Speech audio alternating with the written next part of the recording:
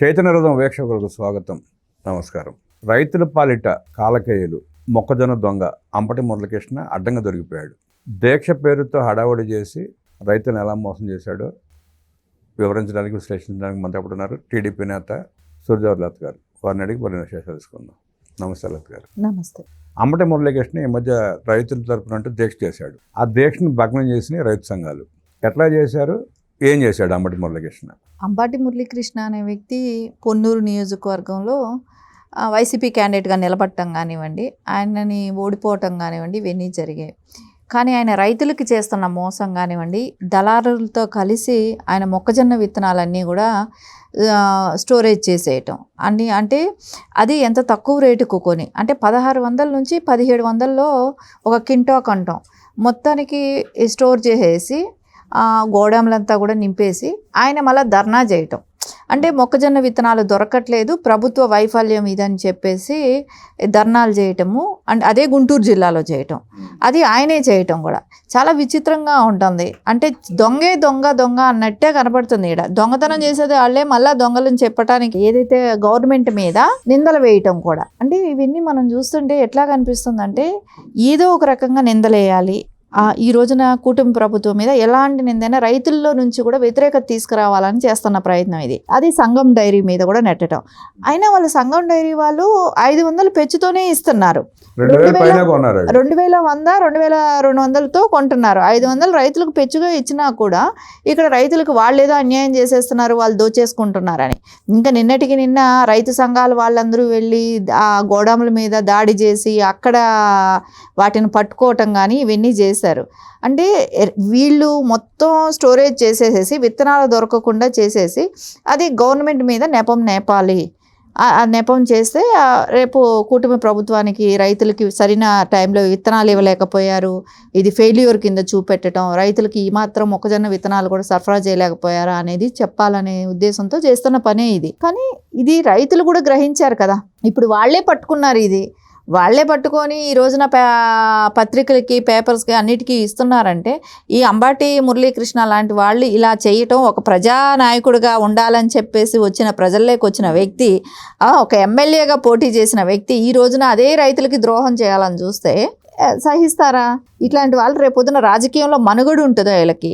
అసలు ఖచ్చితంగా వీళ్ళకి ఇట్లాంటి వాళ్ళకి మనుగడ ఉండదు. కానీ ఇదంతా వైసీపీ వాళ్ళు చేస్తున్న కుట్ర.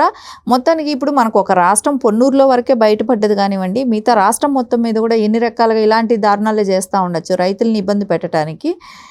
అంటే వ్యతిరేకత తీసుకురావాలి కూటమి ప్రభుత్వం మీద, రైతులకి సకాలంలో విత్తనాలు ఇవ్వట్లేదు, ఇవన్నీ చెప్పాలనే ప్రయత్నం అయితే చేస్తున్నారు. ఆ గోడల మీద దాడి చేస్తారు రైతు నాయకులు.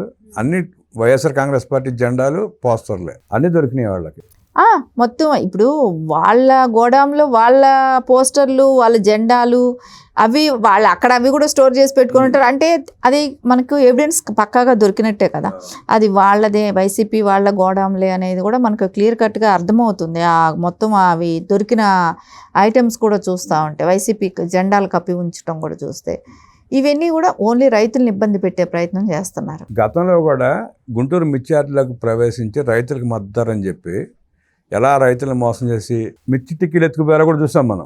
రైతుల కోసం ఉద్యమం చేస్తున్నాం, రైతుల కోసం మేము పోరాడుతున్నాం, రైతుల కోసం మేము దీక్షలు చేస్తున్నాం అని చెప్పి మాట్లాడే జగన్మోహన్ రెడ్డి ఆయన రైతుల కోసం గుంటూరు మిర్చి యార్డ్కి వెళ్ళినప్పుడు ఆయన ముందరే అందరూ డబ్బులు, అసలు ఇంకా కత్తిర్లు, సెల్ ఫోన్లు దొంగతనం ఏంటి, డబ్బులు దొంగతనం ఏంటి, ఆఖరికి మిర్చీలు కూడా వదల్లా, అది కూడా ఎత్తుకెళ్ళిపోవటం ఏంటి. అంటే వీళ్ళు వెళ్ళేదే రైతులను దోచుకోవటానికి, దళారుల్ని దగ్గర లాగా, అంటే వీళ్ళే దళారులాగా తయారైపోయారు, వైసీపీ వాళ్ళే దళారులు అయిపోయారు అక్కడ.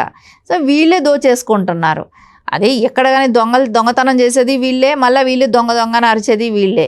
సో ఆ దొంగతనం జరిగిందని వీళ్ళు అరుచుతున్నారనంటే అది వాళ్ళు చేసినట్టే లెక్కనే క్లియర్ కట్గా అర్థమైంది ఇప్పుడు ఈ ఇష్యూ మూలాన మనకు.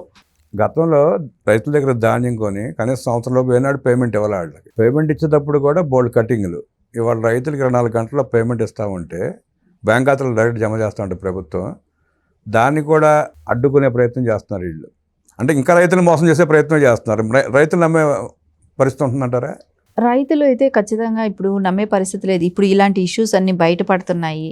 వాళ్ళు బయటొచ్చి రైతుల కోసం ఏదైనా చేస్తున్నారని చెప్పి వాళ్ళు ఊరికే ప్రచారం చేసుకోవటమే కానీ రైతులకి ఏమీ చెయ్యరు అనేదైతే ఒక క్లియర్ కట్గా ఎందుకంటే మనం చూసాం వాటర్ సోర్సెస్ గురించి కూడా జగన్మోహన్ రెడ్డి గారు చేసిన పనులు కానివ్వండి, ఏది వాటర్ వాళ్ళకి సప్లై లేకుండా చేయాలనే కానివ్వండి, ఇవన్నీ కూడా చూసారు కదా. వాళ్ళు రైతులకి ఎక్కడా కూడా సకాలంలో విత్తనాలు ఇవ్వలేదు.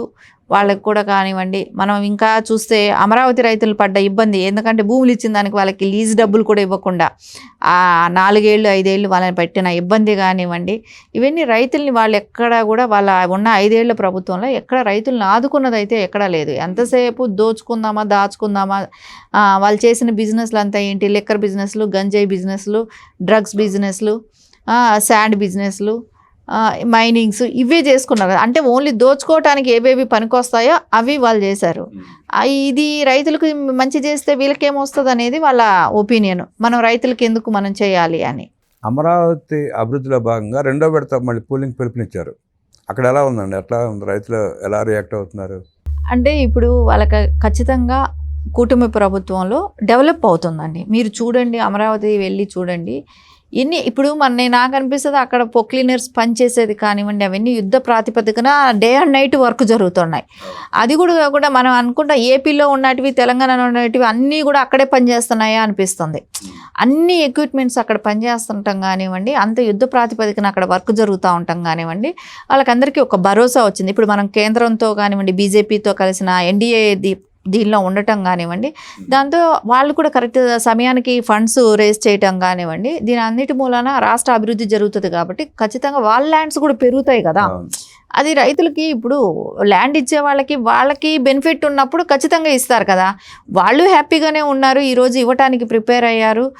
ఒక టైంలో 5,000 ఎకరాలు చాలని మాట్లాడిన జగన్మోహన్ రెడ్డి ఇప్పుడు 33,000 ఎకరాలు, అది కూడా సరిపోదని కూడా అన్నాడు ఒక టైంలో. అంటే నోటికి ఎంత వస్తే అంత మాట్లాడుతున్నాడు. కానీ రైతులకి అది గుర్తించారు. ఇప్పుడు డెవలప్ అవ్వాలంటే కొంచెం నగరానికి పెద్దదిగా విస్తరించాలంటే ల్యాండ్ అనేది అవసరం అవుతుంది. అది ఇస్తే వాళ్ళకే అది ఇప్పుడు ఎకరం 5 లక్షలు ఉన్న పొలం ఈరోజు కోట్లల్లో పలుకుతుంది. ఇదంతా ఎవరి మూలాన? ఈ అమరావతి క్యాపిటల్ సిటీ అక్కడికి రాబట్టి ఈ రోజున అంత స్థాయిలో రేట్లు కోట్లల్లో ఉంది. 5 లక్షలు ఎక్కడ, కోట్లు ఎక్కడండి? ఇవంతా ఇంత గ్రోత్ వచ్చింది అని అంటే రైతులకి హ్యాపీయే కదా. దొంగ అన్నట్టు రైతుల పాలిట అంబటి మురళీకృష్ణ వైఎస్ఆర్ కాంగ్రెస్ పార్టీ నాయకులు వ్యవహరించిన తీరు, కూటమి ప్రభుత్వం వచ్చినాక రైతులకు చేస్తున్న మేలు గురించి అనేక విషయాలు మనకు తెలియజేసిన లతా గారికి ధన్యవాదాలు తెలియజేస్తూ నమస్కారం.